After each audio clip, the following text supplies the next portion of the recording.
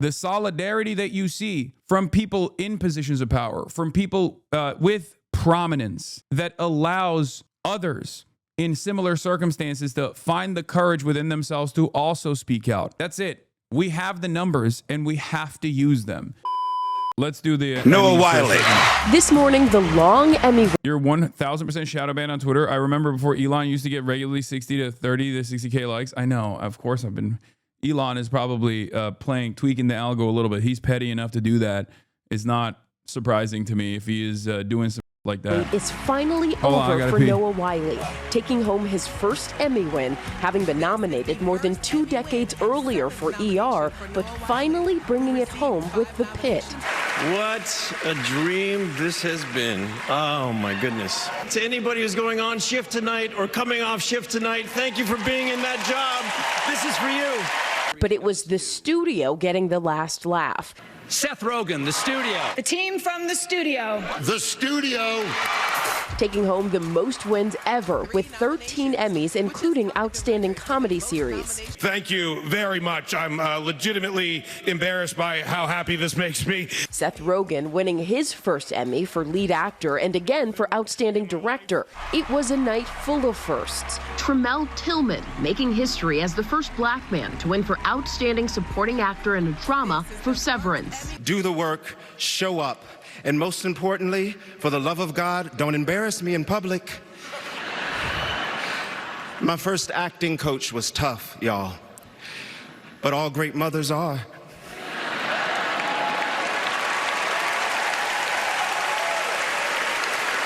Mama, you were there for me when no one else was, and this is for you. And 15-year-old Owen Cooper, who made his acting debut in adolescence, becoming the youngest male actor to win an Emmy. So I think tonight proves that if you listen and you focus and you step out your comfort zone, you can achieve anything in life.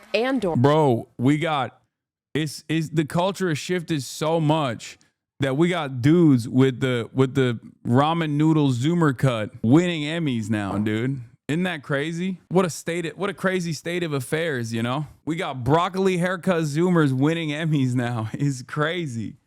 It's crazy. Man, be nice, he's 15. Have you seen Adolescence? No, because as you guys know, I'm not woke. I'm anti-woke, and that seems like a woke show. And so are the Emmys.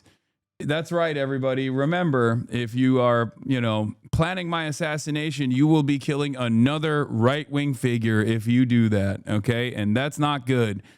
They're coming after me because they're coming after you. I'm just in the way, brother. I love Donald Trump. Please get off my back.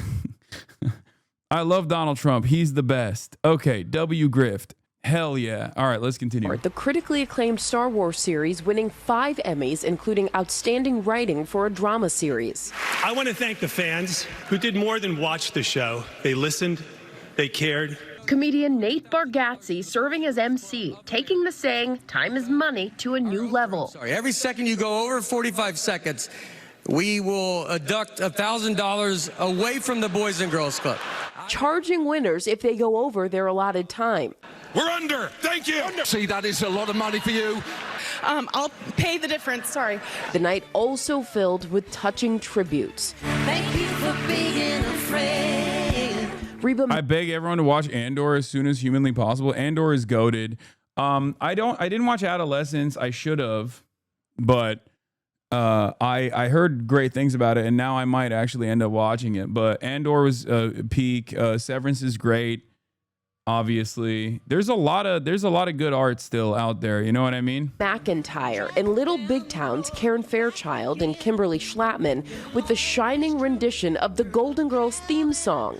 Thank you for being a friend. The Pit was amazing. Free Palestine acceptance speech from Hannah Einbinder. I know. I'm going to talk about that. I'll pay the difference. Sorry. Finally, I just want to say, finally, go Birds, ice, and free Palestine. Thank you. She's awesome. And then she was asked about it as well after the fact. Go Birds, Jalen Hurst forever. When you were up on stage, you talked about Palestine, and I know you signed a pledge too. Can you talk about that, please? Yeah. So, well, I thought it was important to talk about Palestine because it's an issue that's very dear to my heart. I have friends in Gaza who are working as frontline workers, as doctors right now in the north of Gaza to provide care for pregnant women and for school children to create schools in the refugee camps. And it's an issue that's really close to my heart. For many reasons, I feel like it is my obligation as a Jewish person to distinguish Jews from the state of Israel because our religion and our culture is such an important and long-standing, basically like institution that is really separate to this sort of ethno-nationalist state. And in terms of the pledge, it's like many movements, boycotting is an effective tool to create pressure on the powers that be. I promise you she's awesome. I bet she is. She's awesome. To meet the moment, you know? So the Film Workers for Palestine boycott does not boycott individuals. It only boycotts institutions that are directly complicit in the genocide. So, yeah, it's important to me, and I think it's an important measure, and so I was happy to be a part of it. Caroline Kwan, this is why you should always listen to me. I am. We're gonna, on God, we're gonna have Hannah Einbinder on the show for sure. Okay. Also, people are very mad. Classic. If you're wondering what Hannah Einbinder's red hand pin is all about, is glorifying terrorist Aziz Salha, whose hands were bloodied from lynching two Israelis. I couldn't agree more with my wife. We're never watching hacks. Hashtag Emmys. Now, here is this person from Toronto who I don't know what his background is. I suspect he's not like, he didn't get like any sort of, like he's not Jewish. And obviously Zionism is not a purely Jewish phenomena, as is the case here, right? Like the entire position here, but it's oftentimes presented as such.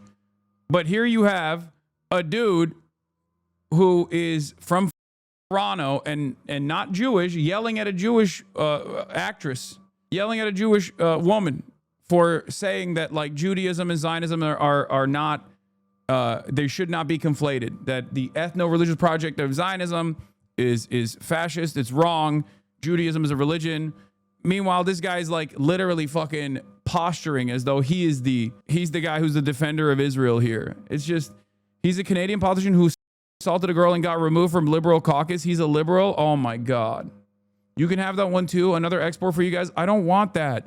Can Canadians just keep their freaks up there north of the border, please? Don't put that evil on us, dude. We already have enough. Yeah, Hollywood Reporter wrote this insane article. Not this one. Hold on. This one, obviously. No, Hannah, that wasn't brave. Guest column. True courage would have meant calling for peace, for coexistence, for the humanity of both Israelis and Palestinians, even if it risked boos instead of applause, writes Israeli activist Hen Mazik. Of course, Hen Mazik wrote this article. Don't know why he gets any play whatsoever still at this point, but it is what it is. He was also responsible for supporting the ethnic cleansing of Skibidi Toilet on Piers Morgan. Find the link for someone. Okay, dude, what the is going on with this Skibidi Toilet shit? What are you, 12? Calm down. Anyway, but yeah, of course, she never let a good deed go unpunished. You know, Hen Mazik, sponsored by the Tel Aviv Institute.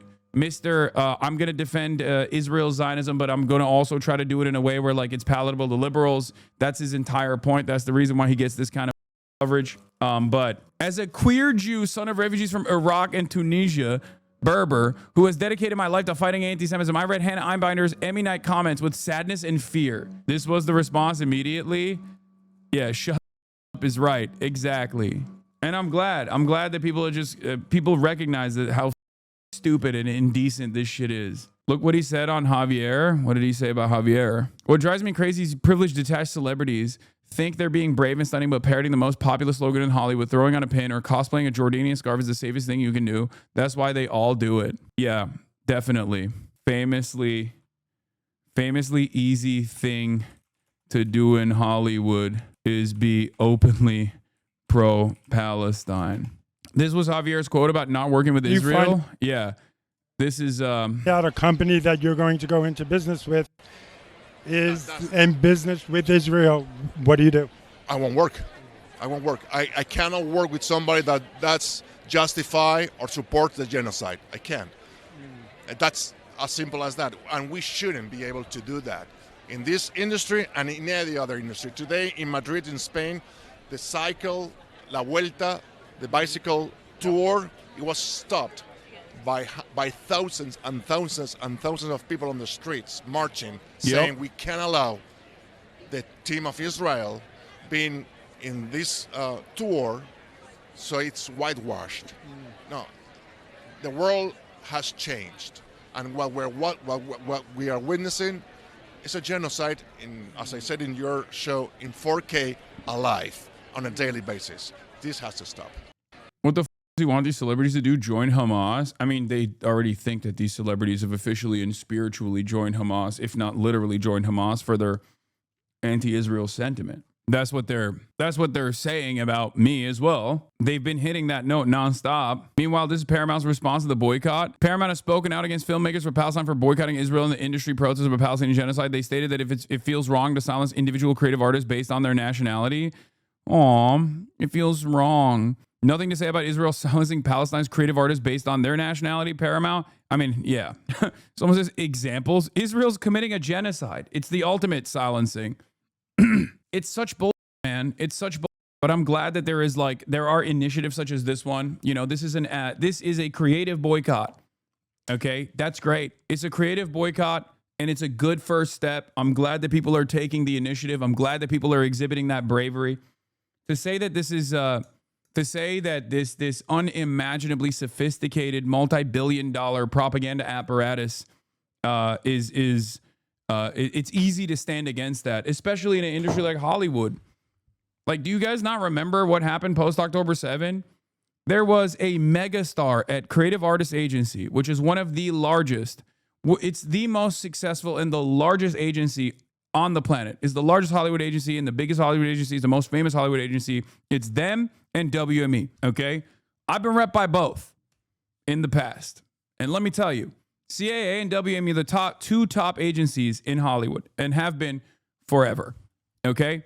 Well, at least since CAA was created.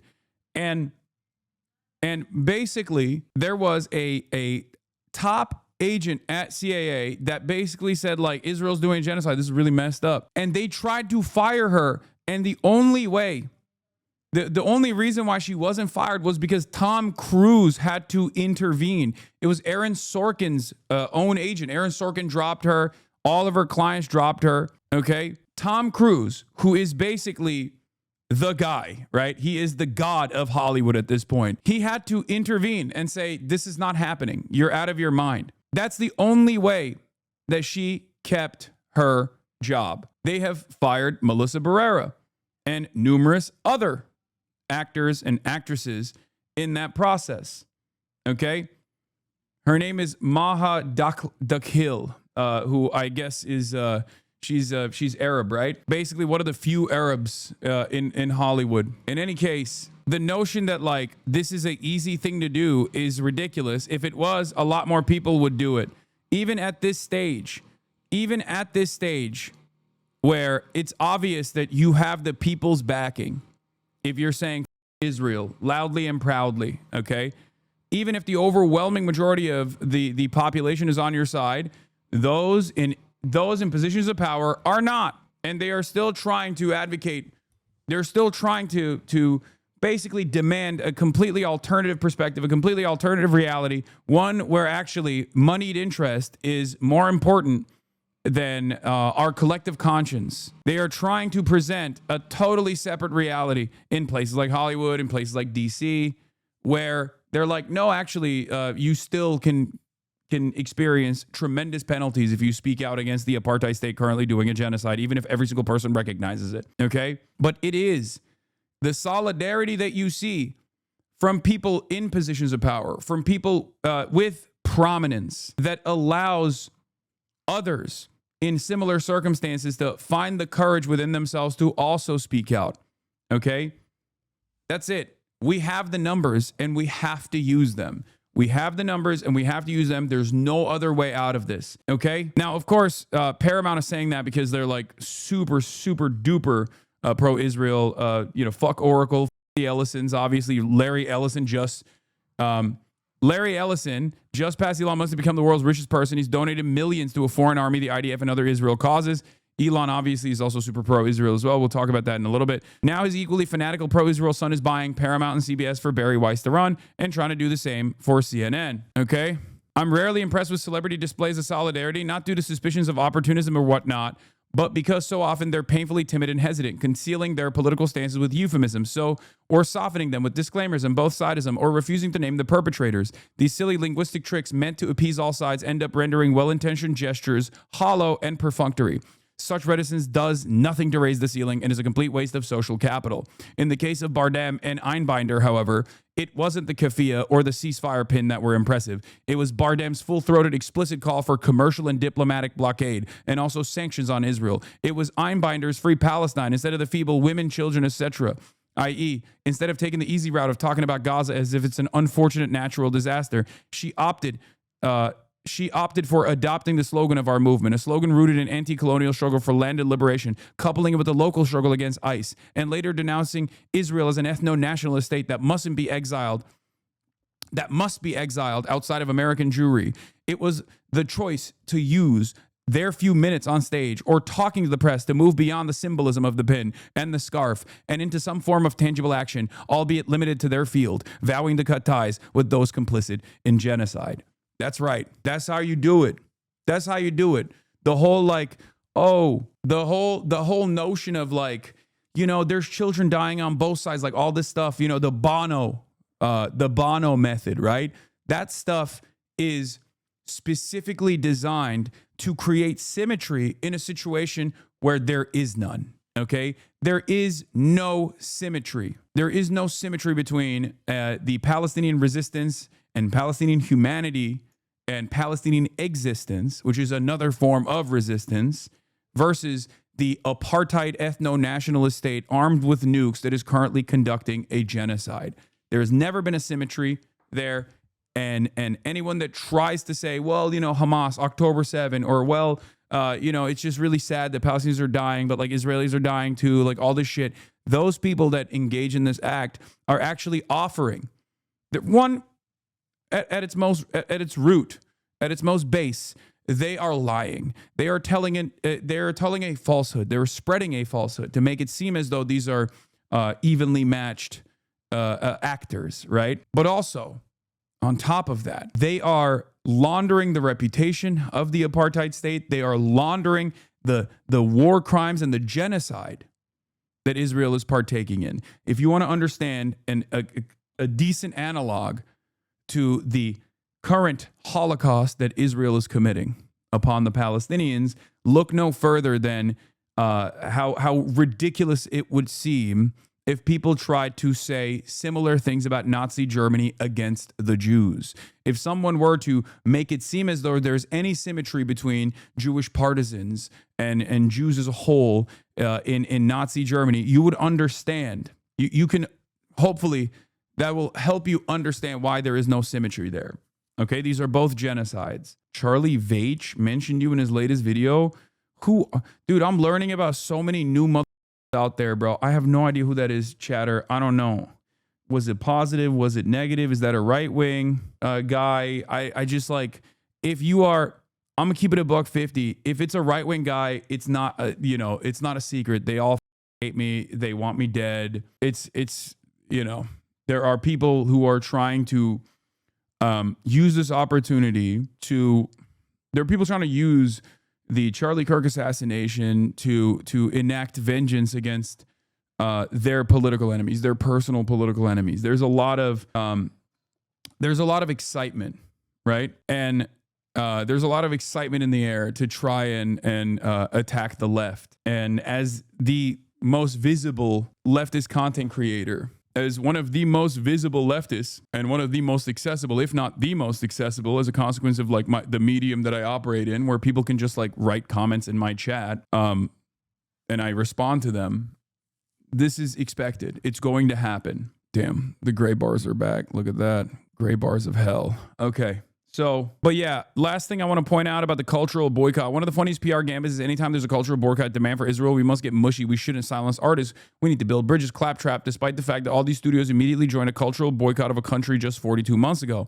Paramount CEO details plan to suspend operations in Russia. Paramount has joined the growing media boycott of Russia, ceasing operations in the country amid Russia's invasion and the ongoing war in Ukraine. We are taking a series of steps to suspend our operations in Russia. And one thing I will tell you is this. The reality of the matter is, cultural boycotts are symbolic. Oftentimes, or any sort of boycott initiative is actually symbolic. They want to stop it from even being presented as an alternative. That's why Israel is doing this whole shit.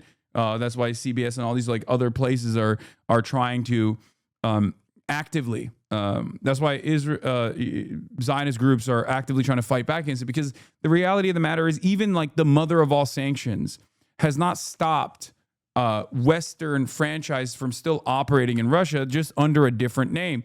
Just like, for example, Coca-Cola in the lead up to World War II and during World War II was still very much operating in Nazi Germany. That's the reason why they created Fanta, for example, for those of you who don't know. Fanta is a creation of the boycott against Nazi Germany at the time. The reality of the matter is, you just simply cannot, at least with the current with the current mechanisms that we have at our disposal, you can't really maintain a serious boycott or a serious sanctions regime. It's just, capitalism always finds a way. Like even with Cuba, for example, one of the most successful embargoes on the planet. I mean, Cuba still has cell towers, right? And many of those cell towers are still subcontracted by American telecommunications companies. Like that's just how it is. It's virtually impossible to get in the way of unlimited global capital. And sometimes it's not the worst thing, right? Venezuela has Western oil and gas giants that they work with. But BDS is pointless? No, it is not pointless, because that creates an environment of pressure. It expands the permission structure to criticize, and it creates a broad awareness initiative as well. Okay? And in certain instances, it does actually offer some kind of financial penalty too. So that's a good thing, because it makes companies reconsider their allegiances. But just understand that while capital always finds a way, it's still good to push for these sorts of boycotts.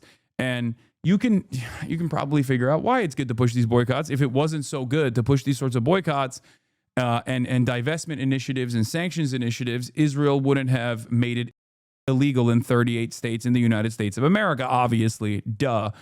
Anyway, every major American media company, Adam Johnson reports, and cultural institutions silenced individual creative artists based on their nationality just 3.5 years ago, and basically no one noticed or cared. This is literally something that just happened, and it was normal and fine, and everyone understood why it happened. Do you think that people's scapegoating of Israel and conspiratorial speaks about the Charlie Kirk shooting is rooted in anti-Semitic Jews are behind everything as we speak? For some people, certainly.